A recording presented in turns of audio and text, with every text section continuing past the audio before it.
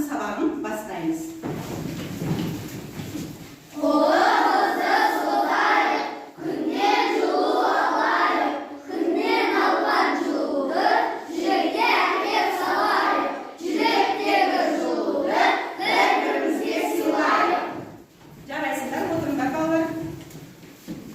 Балалар, үйге қандай тапсырма берілді? Кім айтады үйге? Зере айтады ма? Үй тапсырмасына жаты септігін жаттап келу. Және қандай жаттығуды бердім үйге? Ертеңін жаттығуды көшіріп келу. Азылдап оқи қойшы. Асы тасты жерлерде, таулы аймақтарда өседі. Зат сетінде тұрған сөздер жерлерде, аймақтарда нелерде деген сұраққа жауап береді. Жақсы, балалар, өткен сабақты есімізге түсіреміз. Балалар, зат есімнің септелуі дегеніміз не? Кім айтады зат есімнің септелуі дегеніміз не? Және не айта ғой? сөйлемдегі сөздерді бір-бірімен байланыстыру үшін жалғанатын жалғауларды септік жалғаулары дейміз. Зат есімнің септік жалғаулары арқылы өзгеруін зат есімнің септелуі дейді. Өте жақсы, жарайсың. Ал енді қазақ тілінде неше септік бар? Кім айтады неше септік бар? Мұхаммед айта ғой? Қазақ тілінде 7 септік бар. Аталы, үдік, барыс, қабыс, жатыс, шығыс, көмектес. Өте жақсы, жарайсың. Керемет. Ал енді балалар, жат септігі қандай сұрақтарға жауап береді? Кім айтады балалар? Құддус айта ғой? Жат септігіндегі зат есімдер кімде, неде, кімдеде, нелерде, қайда деген сұрақтарға жауап береді. Дұрыс па балалар? Өте жақсы, жарайсың. Ал енді жат септігі қандай жалғаулар жалғанады? Жат септігінен қандай жалғаулар жалғанады? Кенже айтар, айта ғой? Жат септігі ата септігінің сөздеріне да, де, та, те жалғаулар жалғанады. Бұндай жалғаулар жат септігін жалғаулар деп атаймыз. Өте жақсы, керемет. Балалар, енді біз қандай бөлімді өтіп жатырмыз? Қазақ тілінен? Іңкәр айта ғой? Өте жақсы, табиғат құбылыстарын өтіп жатырмыз. Табиғатқа нелер жатады балалар? Табиғатқа нелер жатады? Жер, тау, тас. Тағы нелер жатады? Айта ғой, нелер жатады? Адам, ауа, және гүлдер мен ағаштар жатады. Өсімдіктер, жан-жануарлар. Тағы да нелер жатады балалар? Айналамызда тағы нелер бар? Айта ғой, Дәулет. Тау, тас, тағы басқа. Тау, тас, табиғат иелерінің бәрі табиғатқа жатады екен. Балалар, табиғатты қорғау дегеніміз не? Қалай түсінесіңдер табиғатты қорғау дегеніміз? Әне айта ғой? Суды ластамау. Суды ластамау керек. Тағы табиғатты қорғау дегеніміз не? Құстардың ұясын бұзбау еді. Табиғатпен адам бір-бірімен тығыз байланыс, иә? Табиғатсыз тіршілік жоқ. Тағы табиғатты қорғау деген қалай түсінесіңдер, Фатима? Бұталарды сындырмау керек. Бұталарды сындырмау керек. Табиғатты қорғау барлық адамның міндеті, парызы екен, иә? Ал енді жарайсың, өте жақсы. Енді балалар, табиғатты өздерің осы табиғатты қорғау үшін қандай істер жасар едіңдер? Кім айтады? Өздерің табиғатты қорғау үшін қандай істер атқарар едіңдер? Фатима? Ағаштар егісін, гүлдерді егіп қарайтын едік. Өте жақсы. Ағаштар егетін едік, гүлдер егетін едік дейді. Өте тамаша. Іңкәр айта ғой? Ауаны ластамайтын едік. Өте жақсы. Жарайсыңдар балалар. Ал енді балалар, оқулығымызды ашамыз. Оқулығымызда 30-шы бетті ашыңдар.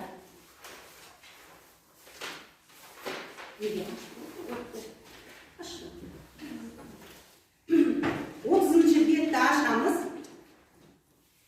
Іңкәр оқи ғой. Ертегіні оқып, қандай тапсырма берілген? Тапсырмасын оқышы. Ертегі тыңда. Тапсырма берілген ғой, астында тапсырмасын оқы.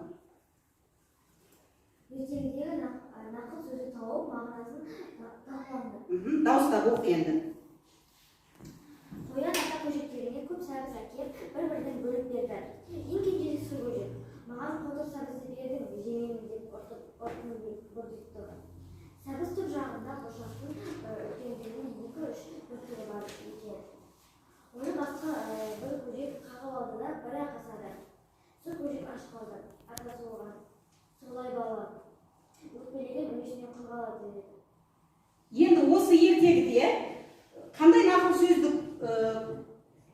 сөзбен танысыңдар балалар? Қандай нақыл сөз айтылды осы жерде? Дәулет айта ғой, қандай нақыл сөз кездесті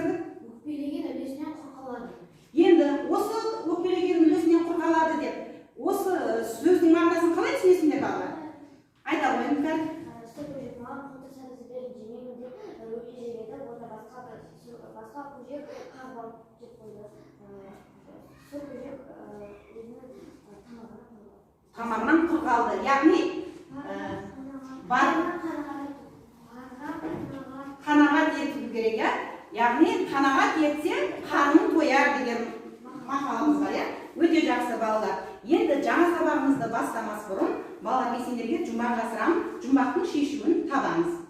Аттан биік, қойдан аласа. Жұмбақтың шешуін кім табады балалар? Жұмбақтың шешуін табайықшы, кәне.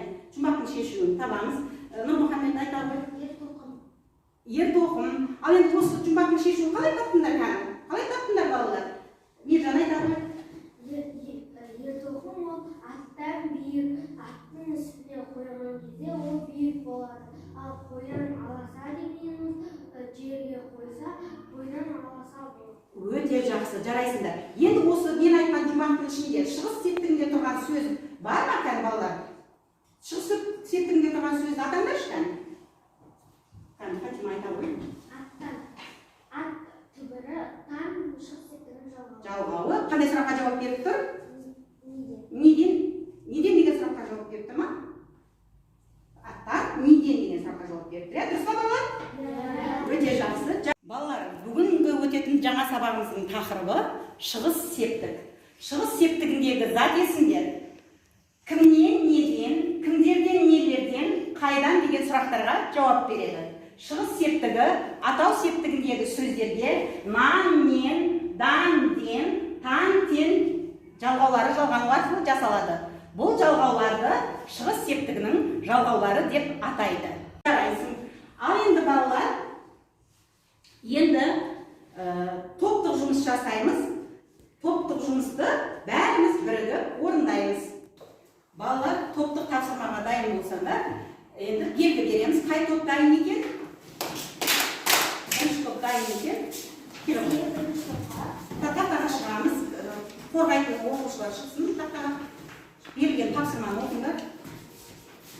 Берілген тапсырманы оқыңдар.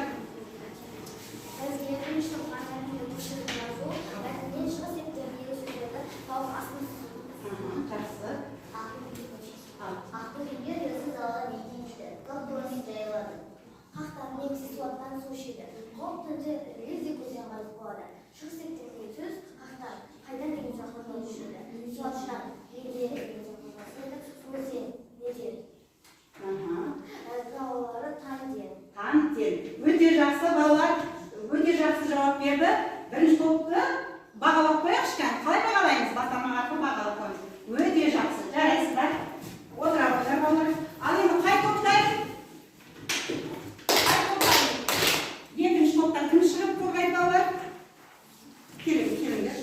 Қандай тапсырма берді? Тапсырмасын оқимыз. Берген сөздер қатысты сөйлемдерді құра. Содан соң сызбаны пайдаланып бірлігінде дәлелдеп.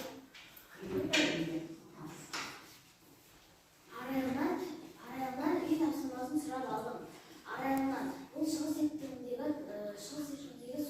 Өйткені арайлынан кімнен деген сұраққа жауап беріп тұр. Бұл сөйлемде тұлғас мүшенің қызмет атқарып тұр. Өрістен сиырлар келе жатыр. Шығыс септігінде тұрған сөз өрістен.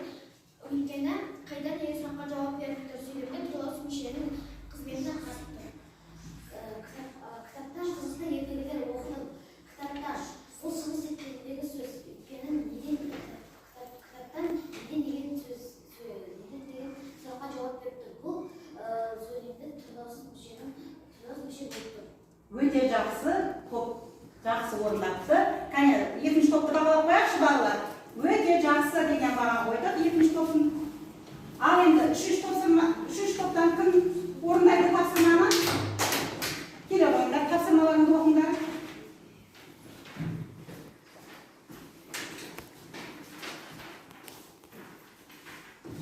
Тапсырмасын оқы деймін. Бізге мынандай тапсырма берді. Судағы жалғауларға сай келетін зат есімдерді тап. Бұл сөздерде шығыс септік жалғауларының әртүрлі жазылу себебін түсіндір. Жарайсың. Ал енді оқи қойыңдар. Қояннан неден, дәннен неден, құлақтан неден, көліктен неден, құрмадан неден, көрмеден неден. Ал енді осы сөздерге әртүрлі жалғаулардың жалғану себебі неден, Миржан?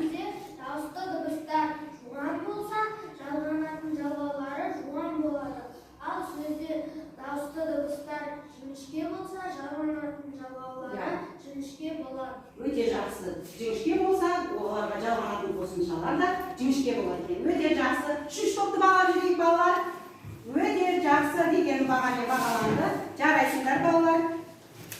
Топтық тапсырмаларыңа.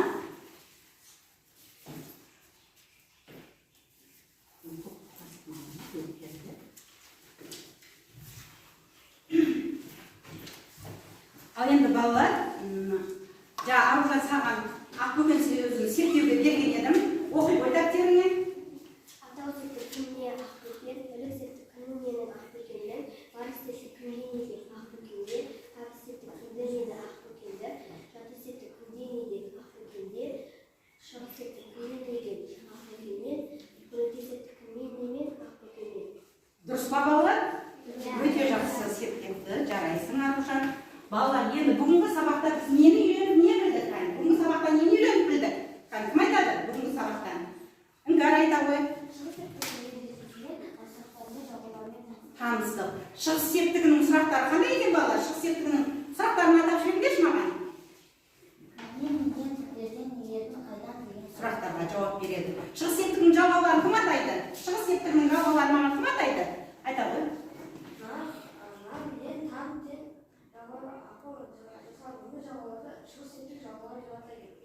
Дан тен, тан тен жалғаулары жалғанады екен. Өте жақсы балалар. Ал енді балалар, біз өткен сабақтағы жатыс септігімен сабағымызды қорытындылау мақсатында шығыс септігінің екеуінің ұқсастығы мен айырмашылығын салыстырамыз. Кім шығар балалар? Дәулет, Фатима шығар ғой.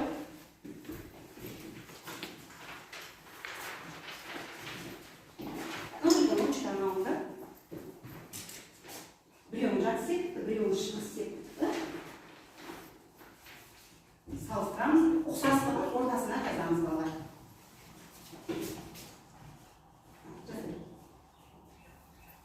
Жылдан жазамыз.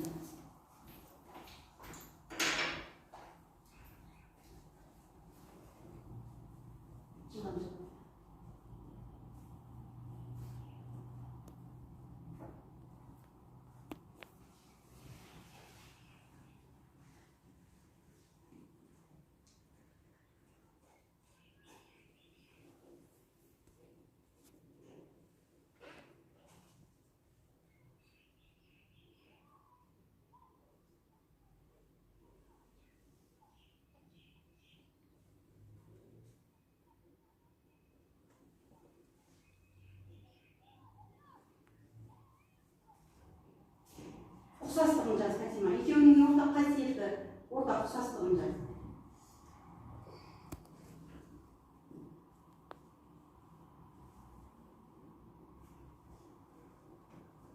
Ал Дәулет айта ғой.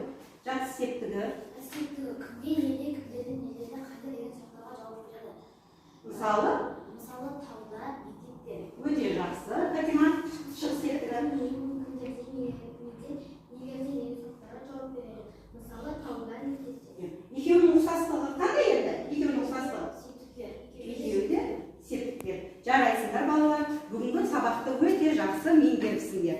Ал енді балалар, бүгінгі сабақта өте жақсы қатысқан оқушыларға Дәулетке 10 балл, Фатимаға 10 балл, Аружанға 9 балл, Мейіржанға 8 балл,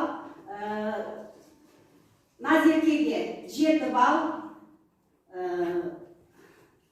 Асылзатқа 8 балл, Іңкәрға 10 балл, Куддусқа 8 балл, Нұрмұхамбетке 7 балл деген баға қойылды. Ал енді балалар, бүгінгі сабақтың мақсаты бойынша өз ойларыңды стикерге жазып, жетістік баспаларына жапсырамыз.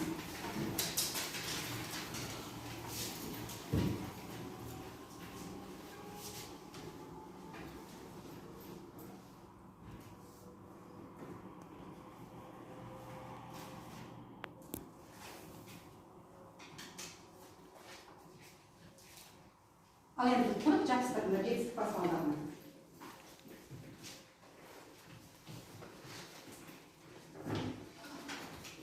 Балалар, үйге тапсырма 37-ші бет 66-ші жаттығу.